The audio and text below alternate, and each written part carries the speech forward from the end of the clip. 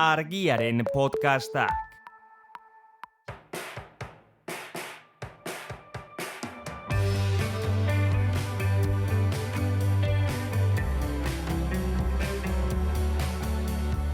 Menda bikoitza, Garbiñelarrearen podcasta.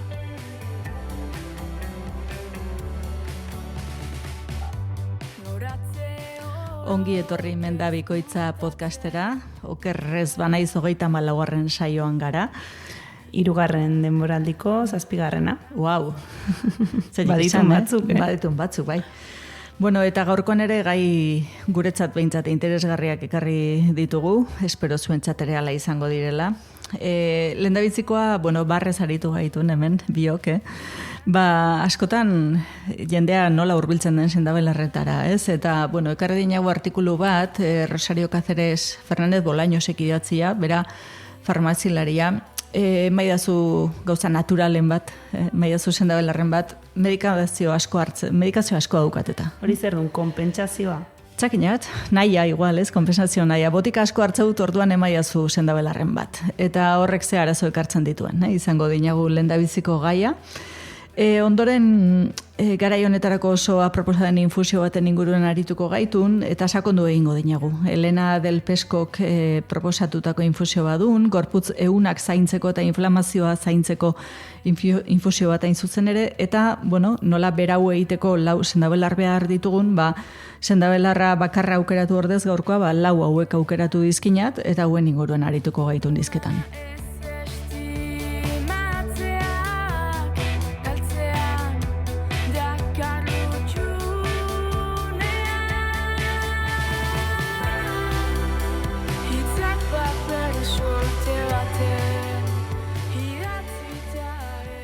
Hemen gaitun, esan dugun bezala 3. denboraldiko 7. saioan, beste behin, gai interesgarri askorekin eta urteko azkena. Gaur agurrez esatea. Agur da gero arte. Urteari agur eta hurrengo urtean berriro ere hemen segiko dinagu. Ondo. Baina urteko azkena dun, berezia. Bai, ondo, berezia bai. Egia esan gaiak aukeratzea ez duen erresa, gai multzoka zerrenda luzea zeukanat gero eta handiagoa. Niri gaurkoa gustatu zaidan. Bai. Igual identifikatuta. Bai, gai honekin. Bai. Kontua den... Sendabelarra ikusin dela alternatiba natural gisa eta natural hau komatxo artean ipini behar dinagu botika kimikoen aurrean da, kimiko bere komatxo artean ipini behar dinagu, Hain zuzen, sendabelarrak kimikatik asko daukalako eta askotan medikamenduak naturaletik asko daukalako. Urrengo saio baten ere hori garatuko dinagu, ez?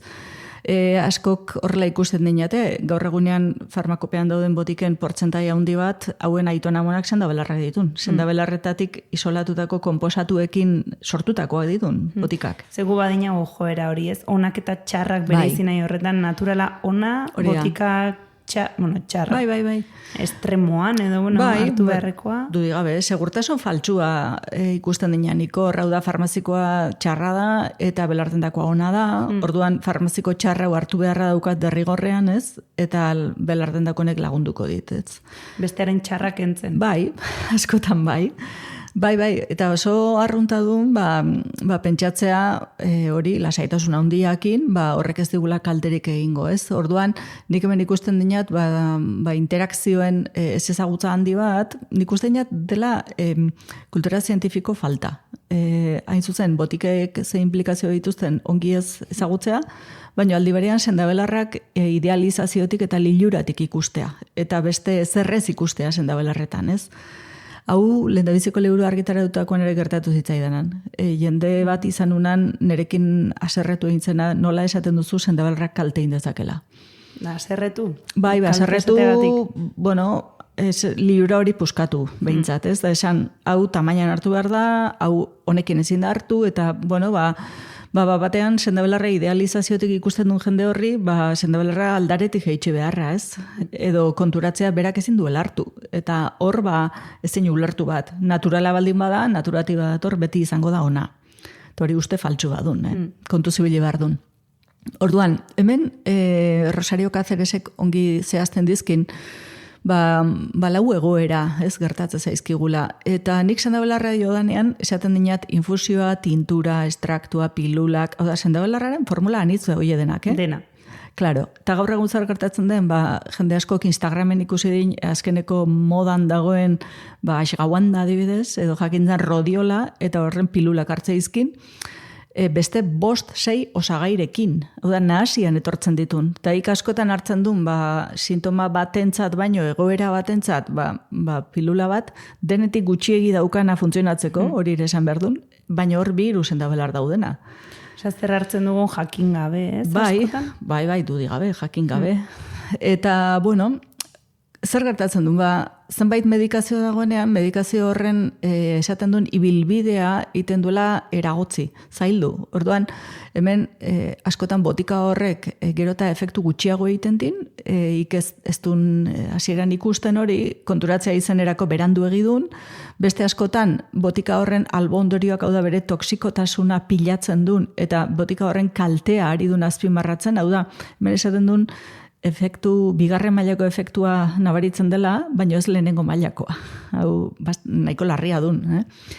Gero, zenbait landarek badizkinate baita albo ondorioak, epe ertainan eta epe luzean, baina batzuk oso epe motzean ere bai, botika dagoenean noski, eta beste askok, zuzenen ez dine konsumitu. Eta hau den, askorentzat onartzen zaila, eta alare konsumitu egin nahi dinate. Nik ikusten baitare lilura askotan ordezkatu nahi bat, ez? Hau da, botikakoa txarra denez, farmazikoa utziko dugu hori kimika da, eta naturala dena hartuko dugu.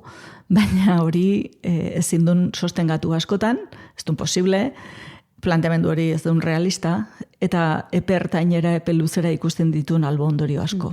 Eta batzuetan ordezkatzearena, baino bestetan sarreran aipatu dugun konpentsazioarena ere bai agian, ez? Botika farmazeutiko bat, edo hartzen ari naiz, eta hori kaltea eragiten ari bazait, hartuko du zerbait naturala, eta horrek kalte hori konpentsatuko du, o arinduko du, beraz, ez da ezer gertatzen hori hartzen, bueno, idea hori, baina bakin niretzat oso idea infantila duen hori. Eta hortik egiten duen ez ezagutzatik, lehen esaten ninan hori ez ezagutza zientifikotik ez. Eskezin din egin askotan. Eta botika hori utziko duen, hau ikusten jago askotan antibiotikoekin ez. Bukatzen denean ondoren hasten garela horri bueltea ematen, horren albo ondorioak nabaritzen. Orduan, akaso hartu halko du, baina urte batzutara igual, ez igual hilabetera. Askok nahi izaten jate, duela gutxi gertatu zitzaianan, kimioterapia baten ondoren bai orain gibela zikin eukiko dut eta zerbait gibela garbitzen laguntzeko. Eta pertsona horri esan bertzaion barkatu, gibela ez dago ez zikina, zuzode bizirik, hori hasteko, eskerrak eman. Claro, eta kimio horri buelta eman diozu, ez? Eta gaitzaren markadoreak kontrolpean dituzu, hori hasteko. Eta gibela zikina, bai, noski, baino giltzorrunak, esteak, sistema linfatikoa, zerrez, ez? Orduan, ikusten dinat, pertsona horrek askotan behar duela nerviosistemaren zerbait. Porque zeukan benetako ondo ez bat, ezin egon bat, gibela zikina daukala pentsatuz. Bueno, hortik. Orduan, hemen multzokatu egin dizkina, hainbat patologia, eta esan adinat, oso zaila dela hau dena zehaztea, hainbeste direlako gaur egunean ditugun suplementuak, sendabelarrak, hainbesteko botika andana zeukanagu, guk saio honetan ezin dugula hori guztia zehaztu. Baina balio din gainetik, pintzelada bat ipintzeko, ez? Bueno, askotan ikusten nuen idorreriantzat, oso ohikoa den zerbait, ez? Bueno, hartzen direla hainbat sendabelar, izugarri irritatzaileak direnak, tiroidearentzat botika hartzen bada, edo antikoagulatzaileak, hemen behin da berriro entzungo dinago antikoagulatzaileak, botika hauek hartzen ditun jendeak, jakin behar din, sendabelarren portzentai handi batek interakzioa egiten duela. Eta ez zaiola komeni hartu. Ez ezin duela hartu, bestela bere odolaren koagulazioan eragiten ari dela hori, ez? Bihotzerako botikak, kortisona bera, orduan, ez ditun bat ere ondo konpontzen, sendabelarra hauek askotan gaina ez dielako idorreria era osasuntsu batean, esango dina hau tratatzekoak, baizik estearen nerviosistemari eragiten diotenak, orduan nik esango ninak albaldin badauek inoiz ez diela hartu behar, naizta sendabelarrak izan, ez? Orduan, bueno, hola promozionatzen direnak, idorreria tratatzeko formula magiko hauek, albo ondorio handiak izaten dizkinate. Zein ditu, hemen irakurtzen hemen dira, aloe vera ikusten dinagu, sen, dumeste landare bat, edo espal sakratua, kaskara sagrada, baina ikusten dinat, honen hildoko landare gehiago ere badirela, estearentzat oso narritagarriak direnak, ez? Edo adibidez bazauden infusio asko laxanteak direnak, edo... Laxantea baldin badun, ez zeukan gero itzengo inagolako landare batetaz, ez? Baina muzilagoa baldin badun da baretzen baldin badin estea, hor nun bait. Baina hauek ez ditun izaera hortakoak, hauetako asko, baizik estearen nerviosistemari latiguarekin ematekoak. Eta hori kontuzio bile behar duen olako... Niretzat duen oso estremoan hartzeko zerbait, eta albada ez hartzekoa ere. Orduan, naiz eta botikarik ez hartu. Naiz eta botikarik ez hartu, bai. Eta ernei biligarri izaten din gai hauekin, ez? Eta jendeak lasaitasun eta konfiantza onditxoarekin hartzen dizkin. Ikusten den jago baita digestioarentzat adibidez astalikardua, jendeak asko hartzen duela, ez? Lehen esan dugun gibela garbitzeko helburu hori erne botika askorekin hemen bi aipatzen dizkin, koagulazioaren botikak eta antisorgailuak, hau bitxia du, baina antisorgailuen eragina asko kendu, mugatu gutxiarazten duten sendabelarrak ditun, eta logika din, asimilazioak gibeletik egiten delako, baina sendabelarraren printzipio aktiboen asimilazio ere gibeletik egiten duen. Orduan, bazirudin hemen lehia bat dagoela, sendabelarra asimilatzen badin, antisorgailua nun baitez, edo ez maila berean. Orduan, claro, antisorgailua hartzen ari denak hori etzakin. Eraginkortasuna gutxitu diola. Eta askotan, portzentaia handi batean. Gero gaur egunean ikusten dinagu lotarako botikekin zenbat interaktzen duten sendabelarrek, hemen ikusten dinagu Santio Belarra edo Hiperikoa, Valeriana bera ikusten dinagu, Elorri zuria, hauek zeukanate interakzio maila oso altua beste botika hauekin. Baina baita antihistaminikoekin ere, niretzat ditun beredetan interakzio arazotsuak. Bai, agian hartzen duena lotarako pilula bat, pastilla bat eta infusio bat hiperikoarena, bere ustez akumulatiboa dena kalte bat edo beste. Eta edo bat edo funtzio bera betetzen dutelako. Bera zaila duen esatea. Bera bi botikekin ere ezin duen alderaketa hori egin. Bi somiferoren artean ere ezin duen esan botika beraz ari garenik. Non da ez duen printzipio aktibo bera. Orduan, berez ez, baina ondo pautatuta badukan sendabelarrekin lan hori egitea, baina gehienetan medikazio autoadministrazio denean zaila, ez? Eta gero ikusten denagu, adibidez, Valerianarekin benetako arazoak sortzen direla, jendeak hartzen duela harinki, Valerianak forma asko dizkin, ostoa hartzea ez duen gauza bera, sustraiarekin izaten ditun arazoak, eta gaur egun pilula gehienak Valerianarenak sustraiarekin eginda zeudene, orduan, beste botika alopatiko bat, farmaziako botika bat dagoenean, Valeriana honek gibelari egiten zion kalte, eta hepatotoxizitatea ikusten dinagu. Gero, likidoak jentzeko, hau da, azkar argaldu nahi duen jende hau gehien bat udan gertatzen zaigunez, ikusten dinago azeri buztana, eta holako landare diuretikoak hartzen ditun jendeari, deshidratazio larria etortzen zaiola, ez duelako urik edaten. Eta tensio baxua, baino nekea ere buruko mina hori oso arrunta izaten duen, eta sendabelarra hartzea egokia duen hor, baina behar dan bezala hartu, bestela kalte bat area izera egiten. Eta hi baldin bago egunero buruko minakin nekatua eta tensio baxuakin, hori zebizikalitate duen, ez? Azeri buztanarekin bezala txikore belarrarekin gertatzen zaigun, eta gero ikusten dinat baita, jendeak indar falta duenean edo nekea duenean estimulatzaileak eta tonikoak behar dituela, ez? Eta gian deskantzua berdin. Bai, hori denok, Baina kafea, adibidez asko ez kafea txarra da, eta orduan te hartuko dute, te berdea hartuko dut, o ginsena, eta eleuterokokoa, eta hemen baditu nahin bat sendabelar multzo honetan, jendeak ez dien aitortuko hola eta hola, lehen da bizikoan, hori bere sekretutxoa izango duen. Baina, klaro, hauek ere medikazio asko eta askorekin, tensioaren medikazioarekin, antidiabetikoekin, interakzio maila eta zerrenda oso luzea zeukatene. Orduan, kontuz, esan hori duen, olako zerbait hartu behar baldin badun, ondoren opor batzuk hartu, honen deskantsua egiteko. hauek eragin duten esitazio maila hori jeisteko. Bai. Orduan jartzen gaituen azkenean kafearen pare. Eta ikusten dinagu joera adiktibo bat ere garatzen dela hauekin. Baiz, lehen hasieran esan duena, ez? Belarrak oso onbera bezala ikusten dizkinagu beti, eta eragin ona duten neurri berean. Dudik gabe. Eta liluratik. Ez ezagutzetik eta hau naturala da, baina, nik aukeran Coca-Cola batean dut, ez da bate naturala, baina hemen zerrenda hontan dauden hainbat sendabelar, baina aukeran nahiago. Eta gero, sojaren inguruan ere baziagon, eta hau ez duen sendabelarra, elikagaia duen, baina hemen tofua, tempea, soja esnea, soja indako jogurrak, honek badin eragin handi bat estrogenoetan, ez? Gorputzen estrogeno maila altua dagoenean, eta minbizi bat izan denean estrogenioekin lotutakoa, familian aurrekariak izan direnean ere, eta olako minbizi bat izan denean tamoxifeno izeneko botika hartzen duen, askotan 5 urtez edo 7 urtez jarraian, eta horrezin duen sojarik jan.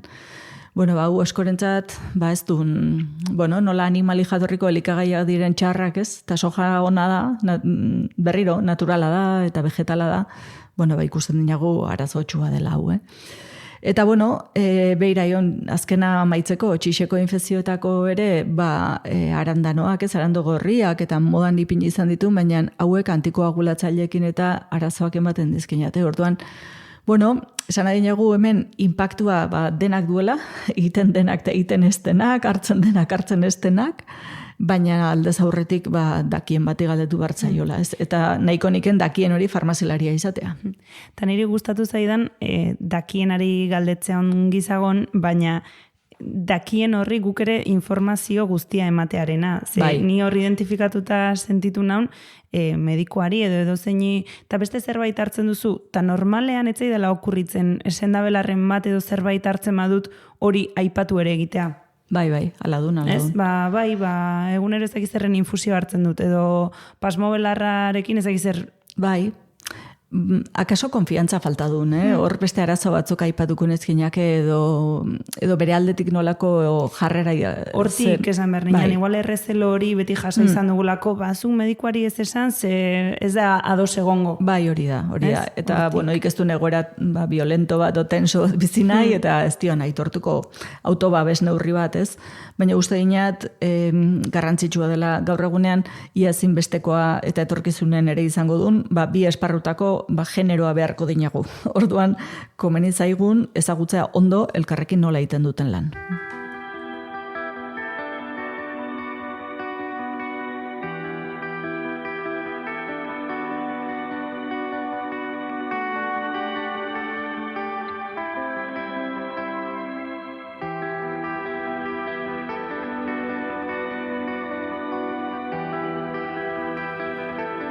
Eta gaurko sendabelarraren atalean, pluralean, ez? Gaur sendabelar bakarra ez, 4 ekarriko ditun, eta etzakinat bakoitza bere aldetik ona delako, kombinazioa delako onuragarria, zergatik 4 hauek.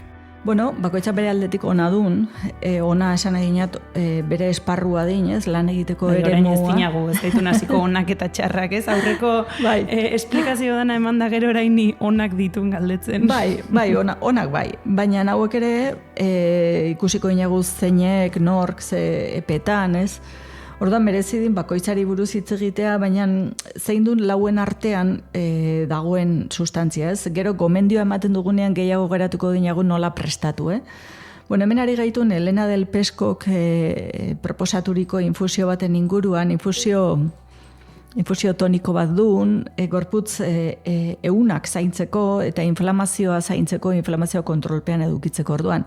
4 hauek zeukaten sustantzia bat, muzilagoa izena duena, oinarrian, eta muzilago maila hori izango duen guretzat interesgarria. Eta 4en bateraketa honek, 4ak batera ipintze honek, egiten din muzilago ezberdinak pilatzea. Orduan, ikusiko dinagu zergatik egiten duen berak hau, ez?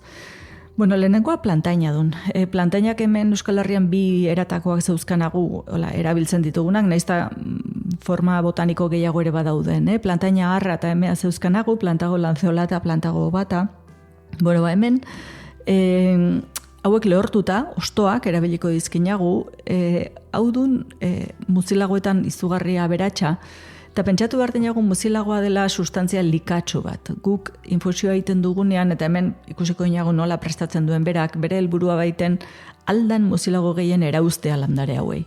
Muzilagoa iragazten dudanean nanean infusioa, dun hola sensazio likatsu bat itxatxi bezala egiten duen. Aber ez duen kola, ez duen pegamentua, baina badin helburu esaten duen baretzaile bat, ez? Hau da, azalaren barruan, hemen bi erabilera ipatuko izkinagu, bai, barruko azalak, mintzak direnak gure egunak barrukoak, baina kanpoko azala ere, egiten dinate, puztua dagoen hori bere lekura ekarri, inflamazioa kontrolatu, gorritasuna ere tratatu, hau da, narritadura muzilagoak ondo tratatzen din, aldi berean antiseptikoa duen muzilagoa, hau da, zauri txikiak baldin badaude, bai azalea, baina baita, adibidez, estarrian, ez, lehortasunagatik, nik askotan asko hitzen behar dudanean da infusioan beti eramaten dina eta hauetako landareren bat. Egiten duelako alako pelikula bat barruan. Eta hau, hautsarekin lan egiten baldin badun, adibidez, babesgarria handi badun, airea lehorra baldin bada, baina baita ere, oharkabean, asko hitz egin da lehortzen bazain, edo azala lehortzen bazain. Orain barruetan asko goten gaitun, berogailua piztuta, eta azalak desirretatzeko joera hartzen din. Hortan, muzilago hauek zer egiten dinate hidratazio maila optimo bat ere ekarri, baina aldiberian onak ditun antiseptiko gisa infekzio punturen bat baldin badago edo zauriren bat, beti hori sendatzera, hori garbitu eta zikatrizatzera joko duelako. Orduan, plantaina horretan, bai azalean kanpo erabileran zin barruan edan da, onenetakoa duen. Gaur egunean, saltzen diren xarabeen, portzentaia handi batean, ez zegoen beste zenda belarrik. Hauxe. Plantaina bakarrik. Plantaina, bai. Eta forma izen komertzialak ezin dizkineteman, baina planta izena hori plantain, tartean duten forma komertzial asko dauzkan.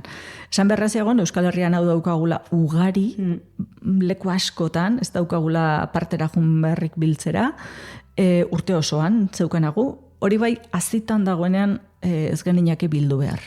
Prozesu hortan dagoenean ostoa aulagoa izango duen. Ni beti katarroaren lotzen ninan azalaren... Katarroa bai, baina adibidez azpibelar ukenduan, edo 3 sendabelarrekin egiten diren ukendu askotan plantaina hortzeagoan, ez? Eta ikusten dinago adibidez, dermatitis kasu oso larrietan, duela gutxi ikusi inat bat, azaleko arazoetan ere, bera utxik, oliotan ipinita ondo joaten dela. Asko hemen ez da bai da, egiten dinetea, oliotan muzilago ondo erauzte ote den, ura hobea dela, ez genukela oliotan lanin behar, ni ez nago nadoz, egia duen estrakzio mailak ezberdinak direla, uretan maila handi bat zeukan, oliotan mugatuagoa, baina bueno, teknikako ez zeuzkenagu hori oliotan ere ondo egiteko. Orduan lehen da bizikoa plantaina, hemen erosi beharri gabe ikuste dinat, errex. Biltzeko moduan, ez? Bai.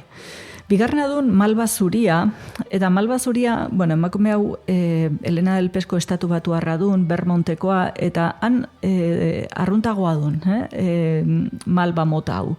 Guk hemen beste malba erabiltzen dinagu, lore hori moreska duena, malba kolorea duena, eta hemen errexo ordezkatuko dinagu. Balio din. Balio din berdin. Bai. Berez familia berekoa ditun, eta gainera hemen infusionetan berak ostoak ipintzen dizkin. Estatu batuetan tradizioz beraiek sustraiak erabiltzen dizkinate, eta gero sustrai hauekin gominolak egin ere bai. Muzilago hau badelako gero gozogintzan erabili duten zerbait. Orduan, osto hauek txikituta, lehortuta, noski, ipintzen dizkin guk malbaren ostoak, baina loreak eduki ezkero horiek ere erabiliko genizkinake. Ikusten duen malba bereziki eraginkorra lixerik eta aparatuan. Urdailean, estegorrian, orduan bihotzerra izaten denean, edo jateko oso astuna, orain bizitzen ari garen gabonetako... Garai hauetarako agian, ez? Bai, orduan honek zer egiten din, estea barrutik ondo lubrikatu, eta lubrikazio horrek berak movimentu peristaltikoa laguntzen din jateko hori kanporarazten. Ez mugimendu natural berezko hortan, prozesu hortan lagundu egiten din. Gero, urrengoa zeukanago hilena, guk ez zeukanago iturarik hilena pentsatzeko barne erabileren balio duenik, ez? Ez kanporako. Bai, azalerako, eta hori duen tradizio errotua, baina infusioan bereziki eraginkorra duen. Eta ikusi dinagu guk adibidez hilekoan inguruan infusio bat proposatzen dinagu 3 landarekin egiten duguna, eta bat hilena dun. Hain zuzen, hainbat organoren anturan, inflamazio hortan, oso eraginkorra delako. Hau berez zapore mingotxa din, etzirudin, ikusita, jendeak nola estetikak asko engainatzen duen, ze polita den, da ze kolore eder, da bar, baina edantzazu, hori. Edo jantzazu gazta freskoakin ahaztuta, osto horiek, ea zenba jartzen dizkiotzun, mingostasun hori hortzeagon, ez? Orduan esaten duen, erlaxatu egiten duela modu oso sakonean, adez gibela ere, badun depuratzaile, baino erlaxaziotik jotzen duena. Orduan, askotan antura dagoenean, gorritasuna, ondo eza dagoenean, azkura posible duen, hau antihistaminiko interesgarria duen, antura kontrolatzen duelako. Eta, aukeraz dukan hau gutxiago jartzeko, zapore oso mingotxa ikusten bazionagu. Eta azkenekoa duen, akaso muzilagoetan ez du nahin erabilia, baina salbia duen. Eta hemen salbia landatuz gero bere osto zein loreak erabiltza zeuzkanagu. Eta salbia ere oso interesgarria duen, berezik esaten duen airea dabilen lekuetan. Estarrirako, ahoa, aire zirkulazioa dagoen lekuetan, ez? Eta aire zirkulazioa beste termino batzuk ditu, baina estetan ere bazeukanagu, porque aireak korroskadak direla edo puzkerrak direla airean mugimendua duen, ez? Gasa. Orduan, honen muzilago maila ez du nahi nabarmena, baina kombinazio hontan berak gutxiago jartzen din, proportzioak oso ezberdinak ditun, gero infusioa prestatzen esango dinagu, baina honek bere funtzioa egiten din. Asko ezin dinate hau hartu, lehen aurreko albistean aipatu dinagu minbizio hormono dependienteak, estrogeno asko dagoen kontekstuetan ez dun gomendatzen. Eta ez geninak erabili behar. Orduan kasu horretan kendu eta ez geninak ordezkatuko. Berak ere ohar hori egiten din. Orduan, eskura zeuzkanagu hilena kultibatu egiten dinago, baina plantaina basatia dun, malba basatia dun, eta une hontan biltzeko aukera bazaukanagu, eta bestela erosi, eta salbia ere landatuz gero landare ederra izaten duen. Hain zuzen, neguan izotza eta hasi aurretik kimatzea komeni, hori hobeto eraman dezan, orduan etxekoa baldin badukagu, nik hori lehen etxiko niken.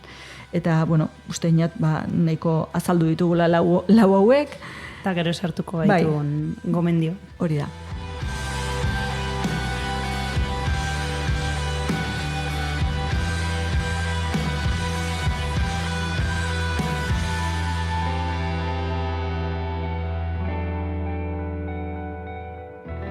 Aurreratu dinagu, aipatutako lau sendabelar edo hauek nahaztuta egingo dugula gomendioa, eta esan duen, bereziki inflamazioarentzat. Azken aldean ibintzen nire inguruan gerozta gehiago harina hitz hori entzuten. Inflamazioa askotan... egon, inflamazioa... minaren jatorrian inflamazioa dukan askotan, ez? Dieta asko inflamazioa jaisteko... Gero bazio egon gradu baxuko inflamazio kronikoa dena ere, orduan, ikusten dinago askotan giharretako minak daudenean, baina baita hilekoaren bueltan daudenean minak edo buruko minak faktore inflamatorioak direla. Orduan, inflamazio hori anitza dun, ez? Jatorria, baina tratatzeko eratako bat badun hau. Esan, infusio hau elenadelpesco.comen ikusi dudala, bera este eta burmuin arteko konexio hori bereziki ikertzen duen emakume bat dela, eta estatu batuetan sendabelarrekin lan egiten duen tradizioan bera oso errotua dagoela. Hortik ari dun bera infusio hau proposatzen. Orduan, berak aipatzen din, sasoi honetan egunean edan beharko genukela otorduz kanpo litro erdi. Eta sintomak baldin badira handiagoak edo tratatu beharreko esparrua handiagoa bada, litro bate ere edan daitekeela. Hori tenaldiekin egin behar duen. Hemen ez dina aipatzen, baina tenaldi bat izango unake hilabetean hartu ezkero, astebetean itxaron gero, hartu gabe. Kontua duen, otorduz kanpo edatea, eta nire iritziz, hemen ez dina aipatzen, baina interesgarria duen goizean baraurik behintzat edatea, lixerik eta aparatua gosari aurretik prestatzeko.